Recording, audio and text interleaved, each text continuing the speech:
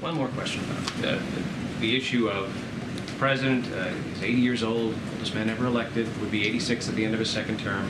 Our CBS News poll this morning shows that only 22% of Democratic-leaning voters are excited about the prospect of President Biden running for re-election. I want to ask you this. As a young man, when he was coming of age, the president who was inaugurated in 1961 said that it was time that a torch had been passed to a new generation. Why has President Biden not decided to pass the torch at this point? Why does he still want to hold it? So a couple of things. I want to be very careful.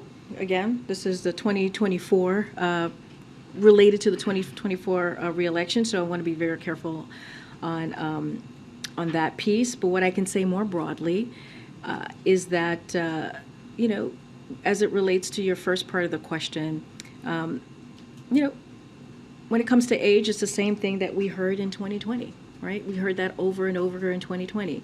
And if you look at what the president has done this past 2 years, he's been able to deliver and get things done, right? Where Republicans in Congress, Republicans on the other side of Pennsylvania are trying to pull us back, not move us forward.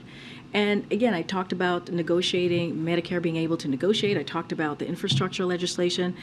The Chips and Science Act, making sure that we're competitive against China and bringing manufacturing jobs here, which we have seen. 800,000 manufacturing jobs have been created under this president. So there is a host of accomplishments that this president has been able to do, and that Republicans in Congress have not. They literally have not been able to get things done. And so I want to be very clear about that. As it relates to the polls, again, mindful of the 2024 election, and we understand what the polls are saying. I will say this, in 2022, let's not forget, more Americans voted for this president than any other president in history.